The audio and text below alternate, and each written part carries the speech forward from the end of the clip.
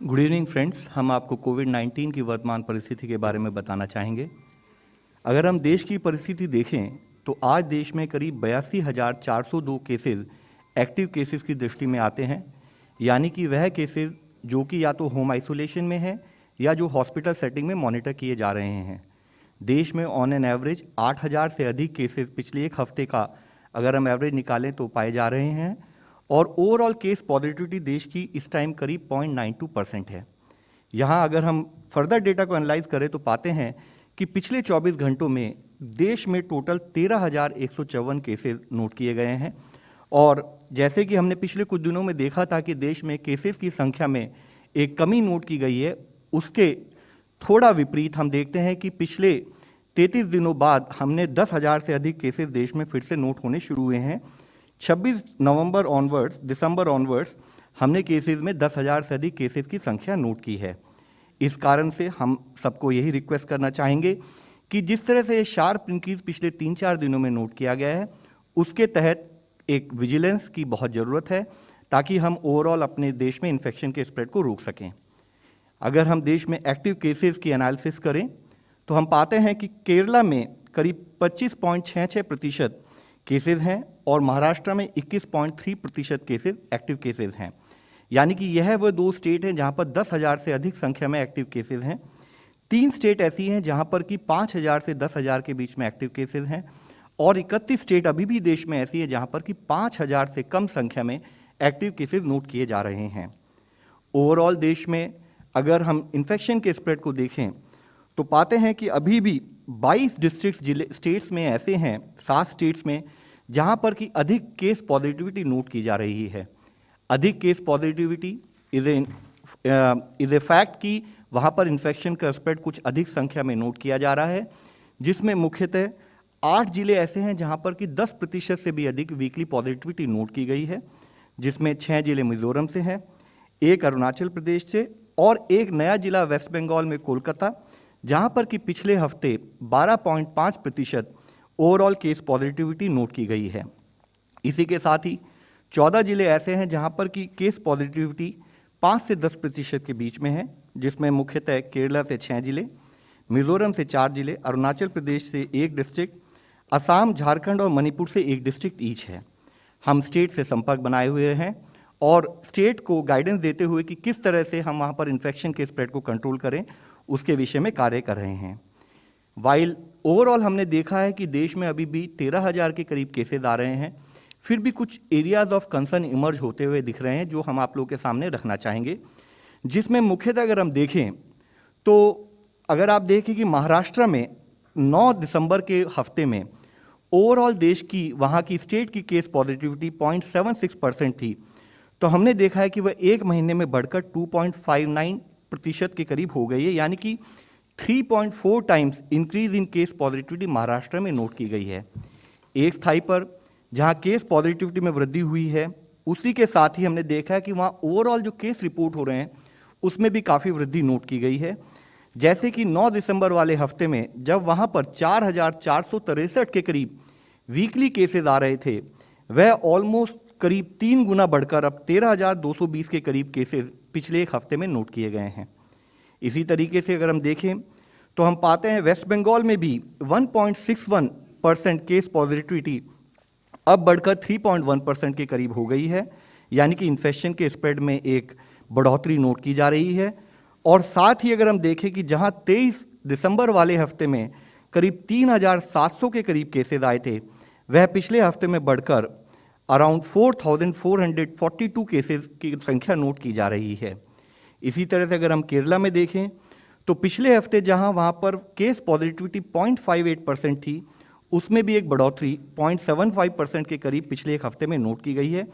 और इसी के साथ ही केसेस की संख्या में भी एक राइजिंग ट्रेंड नोट किया जा रहा है। दिल्ली का केस अगर हम एनालाइज करें तो हम पाते हैं कि जहां दिल्ली में एक महीने पहले करीब 0.11% केस पॉजिटिविटी थी, वह बढ़कर अब करीब 1% के करीब हो गई है।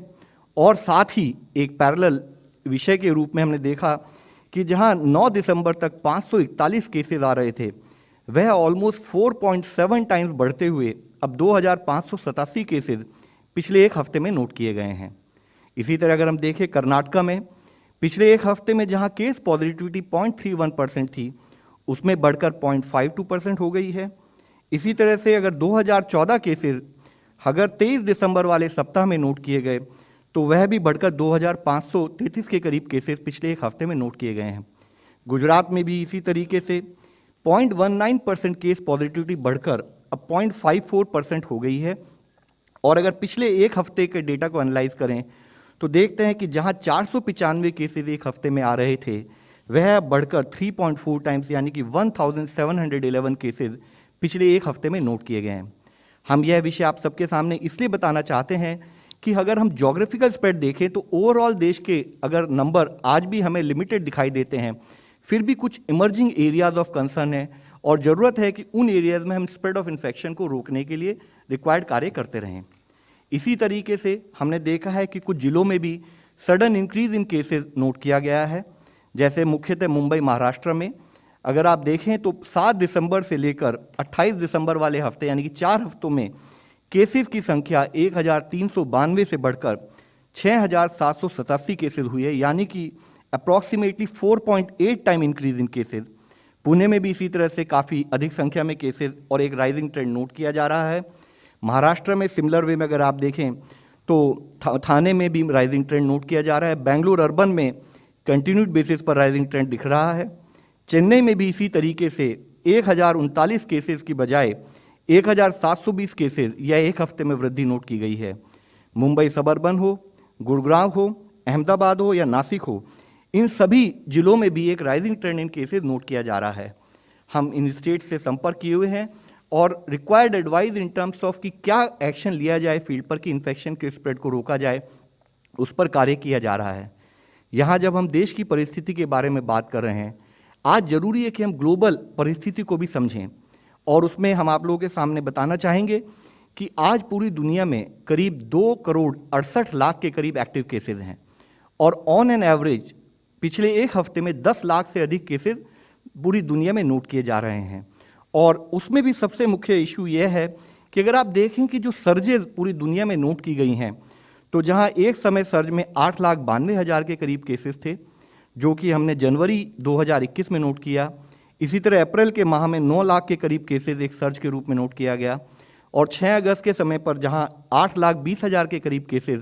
On an average daily basis पर रिपोर्ट होते थे, उनको नोट किया गया। तो अगर पिछले 24 घंटों का डेटा हम वर्ल्ड लेवल पर एनालाइज करें तो एक एरिया ऑफ कंसर्न इमर्ज होकर आता है कि करीब 17,17,482 केसेस पूरी दुनिया में रिपोर्ट हुए हैं। और इसको फर्दर अगर हम डिटेल में एनालाइज करें तो देखते हैं कि जिसमें 4 देश ऐसे हैं जो कि अराउंड 58% ऑफ जो दुनिया के सारे कोविड केसेस आ रहे हैं पिछले हफ्ते में, वो उन 4 देशों से आ रहे हैं, जिसमें मुख्यतः यूनाइटेड स्टेट्स से अराउंड 28.8%,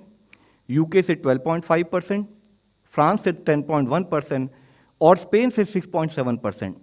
यहाँ मुख्य विषय यह है कि नॉट ओनली यही कंट्रीज़ हैं, ओवरऑल हर कॉन्टिनेंट में कई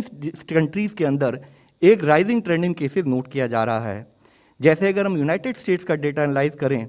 तो देखते हैं कि जहां 1,21,000 केसेस एक हफ्ते में आ रहे थे, वह 4 हफ्ते होते होते 3 लाख के करीब पहुंच गया है। और जो एक मुख्य विषय है कि अगर हम पिछले 24 घंटे का यूनाइटेड स्टेट्स का डेटा देखें तो हम पाते हैं कि वहां पर 5,12,000 केसेस प्रति रोज की संख्या से रिपोर्ट किए गए हैं। यूनाइटेड किंगडम में भी approximately 2.7 time increase in cases और हम देखें कि ऑन एन एवरेज 1,30,000 के करीब केसेस पिछले एक हफ्ते में नोट किए गए। और पिछले 24 घंटे का डेटा देखें तो further area of concern is कि वहाँ पर 3,19,000 केसेस रिपोर्ट हुए हैं। इसी तरह फ्रांस में भी केसेस 2.25 टाइम्स बढ़े हैं पिछले एक महीने के अंदर और 2 लाख से अधिक केसेस पिछले 24 घंटे में फ्रांस में नोट किए गए हैं।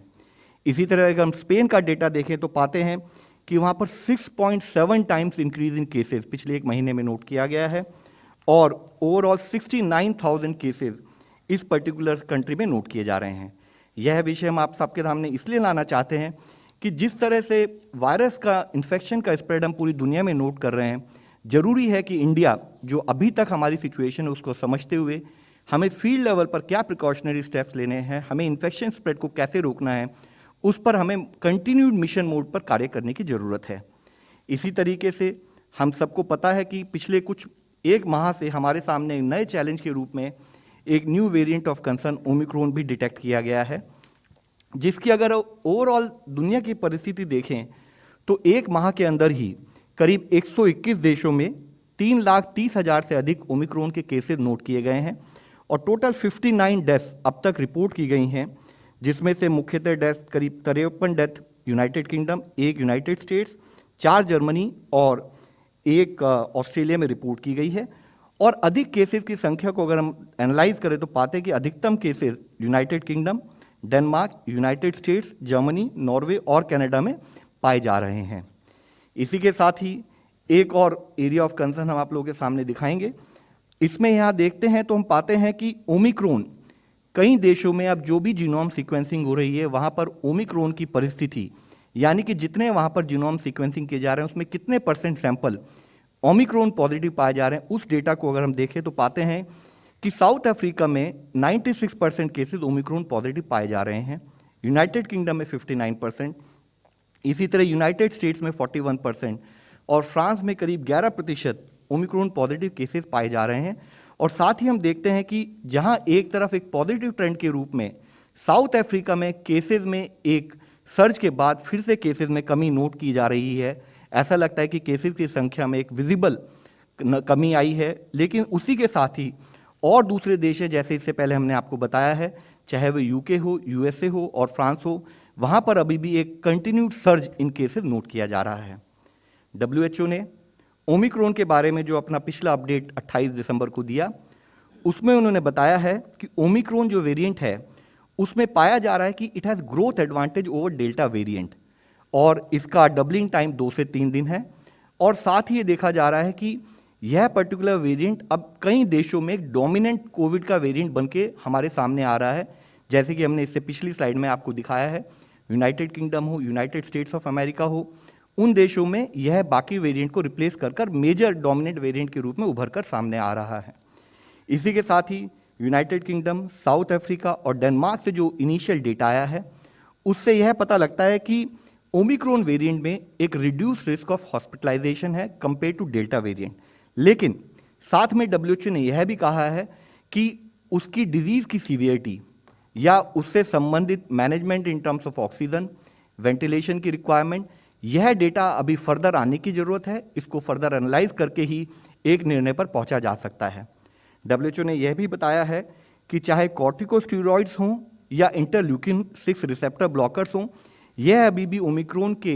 लिए कंफर्टेबल पाए जाते हैं, इनसे हम मैनेज कर सकते हैं, इनसे ये अभी भी इफेक्टिव हैं। लेकिन मोनोक्लोनल एंटीबॉडीज में be able to less neutralise the omicron variant, यह एक प्रिलिमिनरी डेटा के द्वारा पता लगता है। साथ ही WHO ने बताया है कि चाहे PCR टेस्ट हो, चाहे हमारे रैपिड एंटीजन टेस्ट हों, वह अभी भी ओमिक्रॉन वेरिएंट के लिए यूज़ किए जा सकते हैं। अगर हम ओवरऑल देश की परिस्थिति ओमिक्रॉन वेरिएंट के संबंध में देखें तो देखते हैं कि करीब 22 स्टेट्स में 961 के करीब ओमिक्रॉन वेरिएंट के केसेस पाए जा रहे हैं, जिसमें से 320 केसेस अब तक रिकवर भी हो चुके हैं। और मुख्यतः अगर देखें तो अधिकतम केसेस दिल्ली, महाराष्ट्र, गुजरात, राजस्थान, केरला और तेलंगाना इन स्टेट्स में पाए गए हैं। इसी के साथ ही हमने जैसे इससे पहले भी इस बारे में चर्चा की है कि ऑन ए कंटिन्यूड बेसिस, यानी कि जब 24 नवंबर को पहली बार साउथ अफ्रीका में ओमिक्रॉन वेरिएंट के बारे में बात की गई और उसके बाद 26 नवंबर को जब इसको वेरिएंट ऑफ कंसर्न के रूप में डिक्लेयर किया गया, तभी से कंटिन्यूड बेसिस पर देश पर इस पर निगरानी और इससे संबंधित क्या कार्य करना है उस पर कार्य चल रहा है। पिछले हफ्ते हमने इस विषय में चर्चा की थी। उसके साथ ही कंटिन्यूड बेसिस पर 13 दिसंबर को केरला और मिजोरम में जहां की हाई पॉजिटिविटी थी या अधिक संख्या में केसेस नोट किए जा रहे थे, वहां पर सेंट्रल टीम्स ने जाकर स्टेट को रिक्वायर्ड सपोर्ट प्रोवाइड कराया है। इसी तरीके से स्टेट्स को एडवाइस दी गई है कि कंटेनमेंट मेजर्स जिले में बहुत ज़रूरी हैं, जिसमें कि पर्टिकुलरली रेस्ट्रिक्शन इम्पोज की जाए जहां पर कि टेस्ट पॉजिटिविटी 10% से ज़्यादा हो या हॉस्पिटल बेड्स की ऑक्यूपेंसी, चाहे वो ऑक्सीजन बेड हों और ICU बेड्स हों, उनकी ऑक्यूपेंसी में 40% से अधिक की बढ़ोतरी नोट की जाए।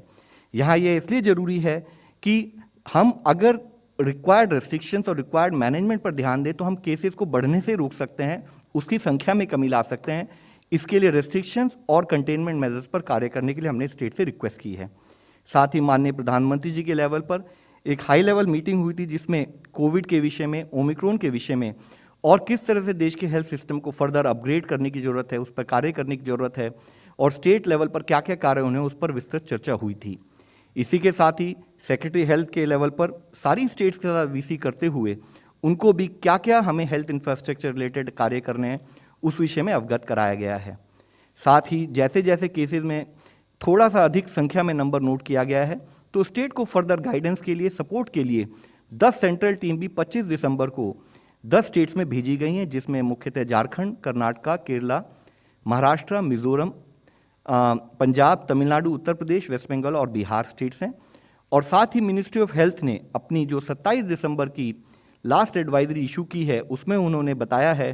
कि जो मिनिस्ट्री ऑफ हेल्थ ने रिक्वायर्ड मैनेजमेंट से रिलेटेड एक नॉर्मेटिव फ्रेमवर्क की बात की है उसको एक पकड़बंदी के तरीके से फील्ड लेवल पर इम्प्लीमेंट किया जाए। हमने इस विषय में पहले भी चर्चा की है। ओवरऑल कोविड और ओमिक्रॉन की परिस्थिति को समझते हुए देश में और दुनिया में केसेस किस गति से बढ़ रहे हैं या किस तरीके से फैल रहे हैं उसको समझ के, इमर्जिंग एविडेंस को समझकर डेली बेसिस पर 25 नवंबर से ही माननीय हेल्थ मंत्री साहब के लेवल पर एक मीटिंग की जाती है जिसमें कि concern senior officials, public health experts और टेक्निकल एक्सपर्ट्स होते हैं, जिसमें कि इस इमर्जिंग एविडेंस को समझते हुए फील्ड पर किन किन कार्यों को करने की जरूरत है उनको प्रायोरिटाइज किया जाता है और उनको क्रियान्वयन का कार्य किया जाता है। स्टेट्स को जो मिनिस्ट्री ऑफ होम अफेयर्स ने 27 दिसंबर को अपनी जैसी एडवाइजरी इशू की है, उन्होंने स्पेसिफिकली बताया है कि जो मिनिस्ट्री ऑफ हेल्थ ने स्ट्रेटेजिक एरियाज ऑफ इंटरवेंशन बताए थे जो 21 दिसंबर वाले लेटर में, उन पर हर स्टेट को under disaster management act highlight करते हुए कार्य करने की जरूरत है, जिसमें मुख्यतः कंटेनमेंट एक्टिविटीज़ को बहुत एक सुदृढ़ तरीके से फील्ड पर किया जाए, जैसे कि restrictions in terms of night curfew हो, लार्ज गैदरिंग्स की रेगुलेशन हो, उस पर कार्य किया जाए। साथ ही टेस्टिंग एंड सर्वेलेंस एक बहुत इंपॉर्टेंट टूल है इन्फेक्शन कंट्रोल को मैनेजमेंट करने के लिए, तो टेस्टिंग जो है वह गाइडलाइंस के प्रकार से हो, कॉन्टैक्ट ट्रेसिंग और उसी तरह से सर्वेलेंस को फील्ड पर एक सुदृढ़ तरीके से करने की आवश्यकता है।